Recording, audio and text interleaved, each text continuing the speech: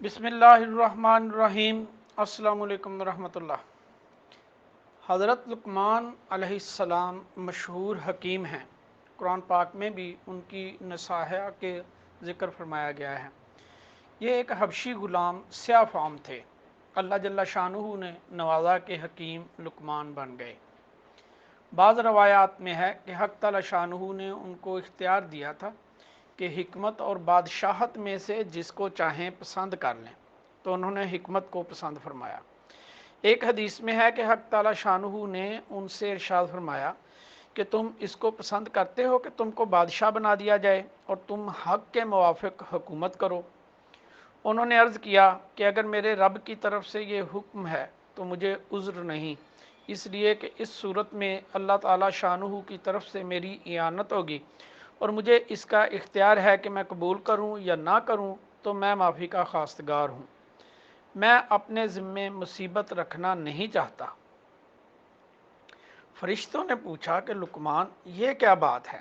انہوں نے جواب دیا کہ حاکم بڑی سخت جگہ میں ہوتا ہے، ناگوار چیزیں اور ظلم ہر طرف سے اس کو گھیر لیتا ہے، اس میں اس کی مدد ہو سکے یا نہ ہو سکے، اگر حق کے موافق فیصلہ کرے تب تو نجات ہو سکتی ہے، ورنہ جنت کے راستے سے بھٹک جائے گا۔ اور کوئی شخص دنیا میں ذلیل بن کر دن گزار دے، یہ اس سے بہتر ہے کہ دنیا میں شریفانہ زندگی گزار کر آخرت کے اعتبار سے ضائع ہو جائے۔ اور جو شخص دنیا کو آخرت پر ترجیح دیتا ہے، دنیا اس سے چھوٹ جاتی ہے اور آخرت کے کام کا رہتا نہیں۔ فرشتوں کو ان کے جواب سے بڑی حیرت ہوئی۔ اس کے بعد وہ سو گئے تو حق تعالی شانہ نے ان پر حکمت کو ڈھانک دیا۔ ان سے جو حکمتیں اور اپنے صاحبزادے کو نصیحتیں نقل کی گئی ہیں بڑی عجیب ہیں، وہ بہت کثرت سے روایات میں آئی ہیں۔ من جملہ ان کے یہ بھی ہے کہ بیٹا، علماء کی مجلس میں کثرت سے بیٹھا کرو اور حکماء کی بات اہتمام سے سنا کرو۔ اللہ تعالی شانہ حکمت کے نور سے مردہ دل کو ایسا زندہ فرماتے ہیں جیسے کہ مردہ زمین زوردار بارش سے زندہ ہوتی ہے۔ ایک شخص ان کے پاس کو گزرا۔ ان کے پاس اس وقت مجمع بیٹھا ہوا تھا اور وہ کہنے لگا کہ کیا تو فلاں قوم کا غلام نہیں ہے؟ انہوں نے فرمایا کہ ہاں، میں ان کا غلام تھا۔ اس نے پوچھا کہ یہ تو ہی نہیں ہے جو فلاں پہاڑ کے قریب بکریاں چرایا کرتا تھا؟ انہوں نے فرمایا کہ ہاں، میں وہی شخص ہوں۔ اس نے پوچھا کہ پھر تو اس مرتبے تک کیسے پہنچ گیا؟ انہوں نے فرمایا چند چیزوں کی پابندی اور اہتمام کرنے سے۔ وہ چیزیں یہ ہیں: اللہ تعالی شانہ کا خوف اور بات میں سچائی اور امانت کا پورا پورا ادا کرنا اور بیکار گفتگو سے احتراز۔ ان کا ارشاد ہے کہ بیٹا، اللہ تعالی شانہ سے ایسی طرح امید رکھو کہ اس کے عذاب سے بے خوف نہ ہو جاؤ، اور اس طرح اس کے عذاب سے خوف کرو کہ اس کی رحمت سے نا امید نہ ہو جاؤ۔ صاحبزادے نے عرض کیا کہ دل تو ایک ہی ہے، اس میں خوف اور امید دونوں کس طرح جمع ہوں؟ انہوں نے فرمایا کہ مومن ایسا ہی ہوتا ہے کہ اس کے لیے گویا دو دل ہوتے ہیں، ایک میں پوری امید اور ایک میں پورا خوف۔ ان کا یہ بھی ارشاد ہے کہ بیٹا، ربی اغفرلی بہت کثرت سے پڑھا کرو۔ اللہ تعالی شانہ کے الطاف میں بعض اوقات ایسا ہوتا ہے کہ ان میں جو کچھ آدمی مانگتا ہے وہ مل جاتا ہے۔ ان کا ارشاد ہے کہ بیٹا، نیک عمل اللہ تعالی شانہ کے یقین کے بغیر نہیں ہو سکتا۔ جس کا یقین ضعیف ہوگا اس کا عمل بھی سست ہوگا۔ بیٹا، جب شیطان تجھے کسی شک میں مبتلا کرے تو اس کو یقین کے ساتھ مغلوب کر، اور جب وہ تجھے عمل میں سستی کرنے کی طرف لے جائے تو قبر اور قیامت کی یاد سے اس پر غلبہ حاصل کر۔ اور جب دنیا میں رغبت یہاں کی تکلیف کے خوف کے راستے سے وہ تیرے پاس آئے تو اس سے کہہ دے کہ دنیا ہر حال میں چھوٹنے والی چیز ہے، نہ یہاں کی راحت کو دوام ہے، نہ یہاں کی تکلیف ہمیشہ رہنے والی ہے۔ ان کا ارشاد ہے کہ بیٹا، جو شخص جھوٹ بولتا ہے اس کے منہ کی رونق جاتی رہتی ہے، اور جس شخص کی عادتیں خراب ہوں گی اس پر غم سوار رہے گا۔ اور پہاڑ کی چٹانوں کا ایک جگہ سے دوسری جگہ منتقل کرنا احمقوں کے سمجھانے سے زیادہ آسان ہے۔ ان کا ارشاد ہے کہ بیٹا جھوٹ سے ان کو بہت محفوظ رکھو، جھوٹ بولنا چڑیا کے گوشت کی طرح سے لذیذ تو معلوم ہوتا ہے، لیکن بہت جلد جھوٹ بولنے والے شخص کے ساتھ دشمنی کا ذریعہ بن جاتا ہے۔ بیٹا جنازے میں اہتمام سے شرکت کیا کرو اور تقریبات میں شرکت سے گریز کیا کرو، اس لیے کہ جنازہ آخرت کی یاد کو تازہ کرتا ہے اور شادیاں تقریبات دنیا کی طرف مشغول کرتی ہیں۔ بیٹا جب پیٹ بھرا ہوا ہو اس وقت نہ کھاؤ، پیٹ بھرے پر کھانے سے کتے کو ڈال دینا بہتر ہے۔ بیٹا نہ تو اتنا میٹھا بن کہ لوگ تمہیں نگل جائیں، نہ اتنا کڑوا بنو کہ لوگ تھوک دیں۔ بیٹا تم مرغے سے زیادہ عاجز نہ بنو کہ وہ تو سحر کے وقت جاگ کر چلانا شروع کر دے اور تم اپنے بسترے پر پڑے سوتے رہو۔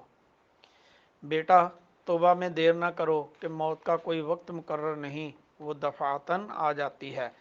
بیٹا جاہل سے دوستی نہ کرو، ایسا نہ ہو کہ اس کی جہالت کی باتیں تمہیں اچھی معلوم ہونے لگیں، اور حکیم سے دشمنی مول نہ لو، ایسا نہ ہو کہ وہ تم سے اعراض کرنے لگے اور پھر اس کی حکمتوں سے تم محروم ہو جاؤ۔ بیٹا اپنا کھانا متقی لوگوں کے سوا کسی کو نہ کھلاؤ اور اپنے کاموں میں علماء سے مشورہ لیا کرو۔ کسی نے ان سے پوچھا کہ بدترین شخص کون ہے؟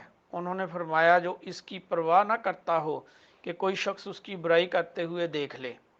ان کا ارشاد ہے کہ بیٹا نیک لوگوں کے پاس اپنی نشست کثرت سے رکھا کرو کہ ان کے پاس بیٹھنے سے نیکی حاصل کرو گے، اور اگر ان پر کسی وقت اللہ کی رحمت خاصہ نازل ہوئی تو اس میں سے تم کو بھی کچھ نہ کچھ ضرور ملے گا کہ جب بارش اترتی ہے تو اس مکان کے سب حصوں میں پہنچتی ہے۔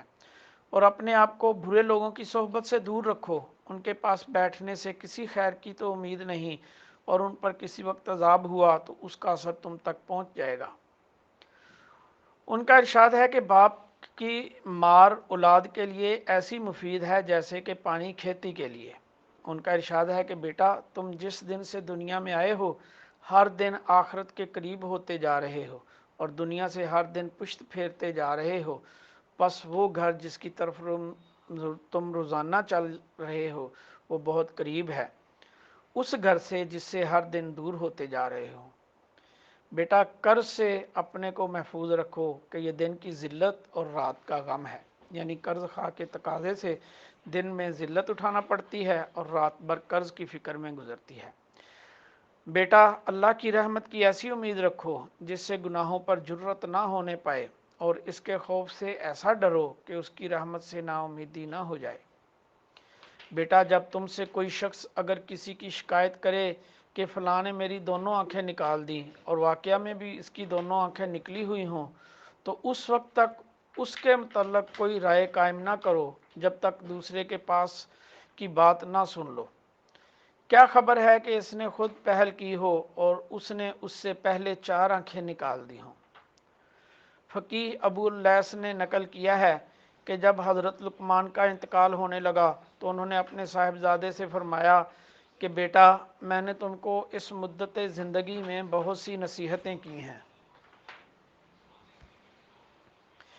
اس وقت آخری وقت ہے، 6 نصیحتیں تم کو کرتا ہوں۔ دنیا میں اپنے آپ کو فقط اتنا ہی مشغول رکھنا جتنا زندگی باقی ہے، اور وہ آخرت کے مقابلے میں کچھ بھی نہیں۔ حق تعالی شانہ کی طرف جتنی تمہیں احتیاج ہے اتنی ہی اس کی عبادت کرنا، اور ظاہر ہے کہ آدمی ہر چیز میں اس کا محتاج ہے۔ آخرت کے لیے اس مقدار کے موافق تیاری کرنا جتنی مقدار وہاں قیام کا ارادہ ہو، اور ظاہر ہے کہ مرنے کے بعد تو وہاں کے علاوہ کوئی مقام ہی نہیں۔ جب تک تمہیں جہنم سے خلاصی کا یقین نہ ہو جائے اس وقت تک اس سے خلاصی کی کوشش کرتے رہنا۔ ظاہر ہے کہ جب کوئی سنگین مقدمہ میں ماخوذ ہو تو جب تک اس کو مقدمہ کے خارج ہونے کا یقین نہ ہو اس وقت کوشش میں لگا رہتا ہے۔ گناہوں پر اتنی جرت کرنا جتنی جہنم کی آگ میں جلنے کا حوصلہ ہو اور ہمت ہو کہ گناہوں کے سزا ضابطہ کی چیز ہے، اور راہم یعنی رحم کرنا خسروانہ کی خبر نہیں، یعنی اللہ کے رحم کی خبر نہیں۔ جب کوئی گناہ کرنا چاہو ایسی جگہ تلاش کر لینا جہاں حق تعالی شانہ اور اس کے فرشتے نہ دیکھیں کہ خود حاکم کے سامنے CID کے عملے کے سامنے بغاوت کا انجام معلوم ہے۔ سبحان اللہ و بحمدہ، سبحان اللہ العظیم و بحمدہ۔